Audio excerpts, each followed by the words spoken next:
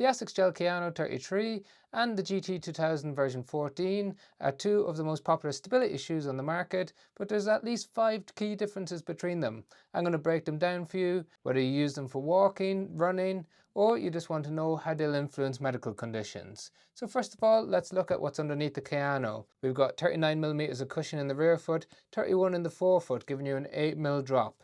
In contrast to that, in the GT-2000, we've got 36.5 in the rear foot, 28.5 in the forefoot, also giving you an 8mm drop, but less cushioning overall, and that impacts the feel and the performance of the shoe. It's also a lighter shoe, coming in at 273 grams versus 298 grams in a size 9 men's US. Then the type of cushioning within the shoes. Well, we've got the brand new FF Blast Max cushioning in the GT-2000, and if you're familiar with ASICS, we saw that in the running line, the Nova Blast 5, and that's a very bouncy, energetic and springy cushioning. When you walk in it, it does feel different than when you run in it, and we're going to break up how they feel overall. But in the Kayano 33, it saw a massive overhaul compared to the previous models. It now has 2 types of cushioning within the midsole. So it has the FF Blast Max cushioning that we see in the GT-2000, and that sits on top of the midsole, and then underneath we've got the FF Blast Plus cushioning. So that's your typical soft pillow-like cushioning that we associate with the Kayano series. Now the blend of them together gives you a very interesting feel underfoot. And this is also influenced by the stability factors within the shoes. Now the massive change that we saw in the Kayano 33 is they got rid of the 4D guidance system and they've replaced it with a fluid support system. And this is essentially a type of support that provides stability depending on how you move within the shoe. So it's supposed to be a little bit more dynamic, and it's broken down into a broad base underneath your foot, some sidewalls on the outside and inside of the shoe, and a little bit of sole flare in the forefoot, which is where the sole comes out wider than where your foot sits in the shoe. What they've done, in fact, when we looked at this closer, is they've actually provided more cushioning towards the inside of the shoe than they have towards the outside of the shoe, and that creates a slight tilt with the Kayano 33, both in the heel and towards the midfoot. And because they no longer have an arch support directly built into the shoe, you don't get that support directly underneath the middle aspect of the foot, so that influences what you feel if you're someone who excessively pronates. And we'll touch on how that impacts people with flat feet and medical conditions near the end. But with the GT-2000 version 14, it has a 3D guidance system. So that's the broad base, lots of sole flare, and the sidewalls on the inside and outside of the shoe. Now its cushioning is firmer and you have more ground contact feel. So that in turn means that the shoe feels very stable underfoot. It feels a little bit more rigid towards the inside of the shoe, so similar to the Kayano 33, both models now appear to be given a subtle guidance outwards when you stand, walk or run inside them. And as we move up on top of the shoes, we've got an engineered mesh on top of the GT-2000, which is very breathable. The only downside is that it's a little bit narrower and tapers a little bit towards the toe box. However, it does come in a wide and an extra wide version for those of you with a broader foot. There's a nice thin tongue that's gusseted and plenty of padding around the heel counter.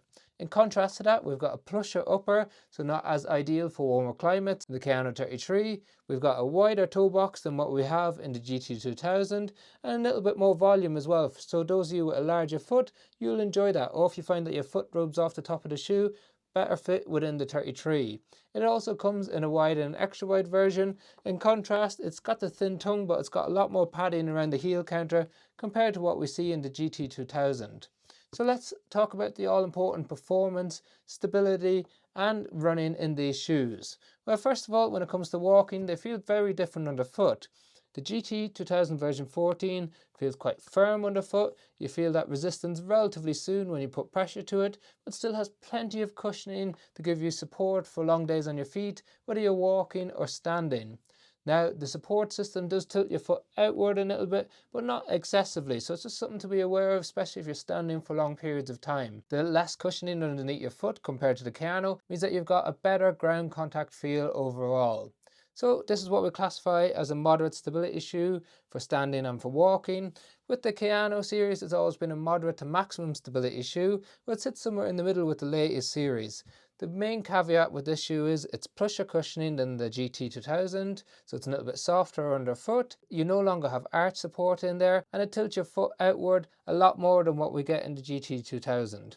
So if you're someone who has a history of issues with ankle instability or with perineal issues, I just give you a word of caution with the Kayano 33. Now when it comes to running, so different once again. So with the GT-2000, it's firm, it's snappy, and it's actually relatively fun to run in for a stability shoe.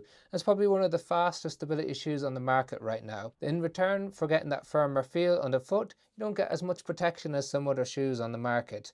However, what you can do is some easy runs, some recovery runs, but you can do half marathon pace, up to marathon distance running, some strides, some faster workouts in this shoe. So it's quite a versatile option overall.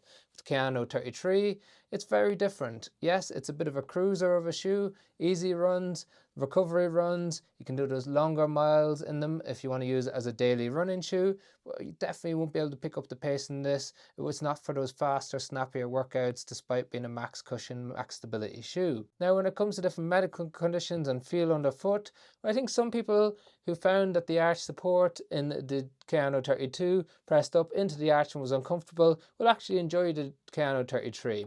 People who have issues with their tib post might actually benefit from this because it will tilt you outward. It's got lots of stiffness in the forefoot and a slightly wider forefoot than it did in the past, so that means it's probably more accommodating to metatarsalgia, Morton's neuroma and big toe arthritis. So something to keep in mind with this type of shoe. With the GT-2000, more narrowed, more tapered, so less ideal for those of you with ball of the foot conditions, although it's very stiff in the forefoot. Those of you who need a little bit of a gentle guidance outward, a little bit of guidance support, or you struggle with a completely neutral shoe, but you don't want a max stack, max cushion shoe, this is the perfect option right in the middle. But let me know your thoughts in the comment section below. Have you tried them out? Do you have any questions on them? Otherwise, we've got links to them in the description if you want to check out the latest prices on Amazon. And if you haven't subscribed but you watch the channel regularly, please consider it, as it does make a massive difference to us. Thank you very much for watching.